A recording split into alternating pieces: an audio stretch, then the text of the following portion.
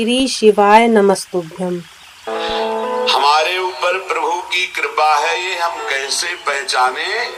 तो ये 8 लक्षण प्रकट होने लगते हैं जिस पर हरिजू की प्रियाजू की कृपा है।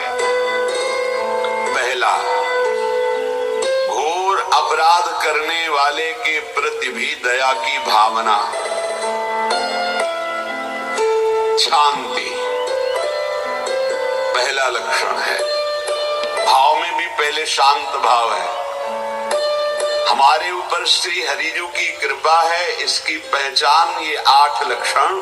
पहला, शांति, अर्थात घोर अपराधी के प्रति भी गुस्सा ना क्षमा करना, ये हरि की कृपा का लक्षण है। देख लो भाई, घोर अपराधी शब्द तो जाने दो, जरा सा प्रतिकूल हो जाए तो लाख समझाओ पर भ्रकुटी तनी रहती है।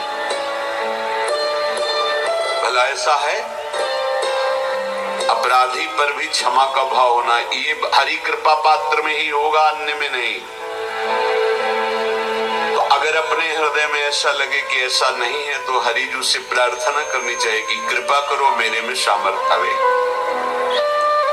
दूसरा, अनुसूया, किसी भी के प्रति कभी भी कोई दोष दर्शन ही नहीं करेगा।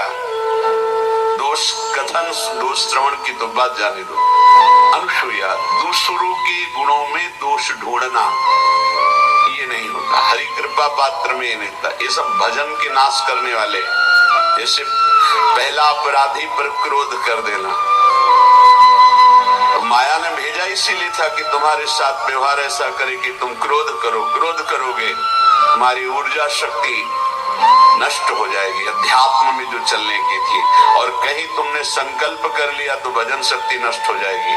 तो अगर भजन बल है तो गया, जरूर उसको दंड मिलेगा, पक्का मिलेगा, 100% मिलेगा, लेकिन आप खाली हो गए।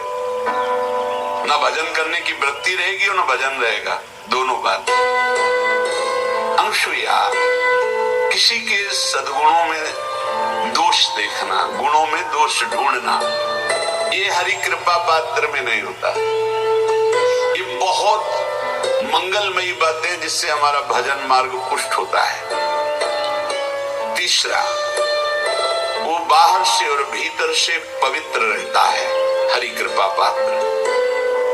शौचाचार का ज्ञान होना चाहिए, वस्त्र आपके पवित्र होने चाहिए, ये बाहरी जल रज आदि के द्वारा बाहरी पवित्रता, और निष्कपटता, निश्चलता, सत्य भाव, ये अंदर की पवित्रता है। अगर कपट है, छल है, असत्य है तो हृदय मलिन रहता है। भीतर और बाहर से पवित्र रहना, इसमें खास बात क्या है? भीतर और बाहर से पवित्र रहने में, भीतर और बाहर से सदैव पवित्र कौन रह सकता है?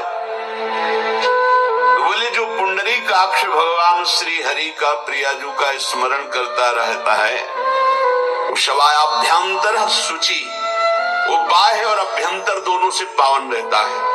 तीसरी जो कृपा का लक्षण है, अर्थात वो सदैव भगवत चिंतन परायण, शौचाचार का पालन करने वाला, बाहर और भीतर से हरि कृपा पात्र पवित्र रहता है। चौथा, ऐसे कार्यों का अनुष्ठान न करे जिनमें हमारा भजन छूटता है, जिनमें सत्य छूटता है, जिनमें भगवत भाव छूटता है। जैसे आपके ऊपर कृपा हुई, आप भगवत मार्ग में चल रहे हैं, अब आप ऐसे सांसारिक कार्यों का अनुष्ठान कर रहे हैं जिनमें आपकी चित्तवृत्ति बिल्कुल भगवत विमुख हो रही, तो जीवन का लाभ क्या होगा? लाभ तो है भगवत स्मरण से। कल एक ने प्रश्न किया कि मैं खाता तो नहीं लेकिन मांस के दुकान में मांस बेचता हूँ, होटल आदमी, क्या उचित है? ये उचित कैसे हो सकता है? तुम और भी तो व्यापार कर सकते हो। जरूरी है धर्म का पालन करने की इच्छा करते हो, धर्म आचरण करते हो, ऐसा नहीं।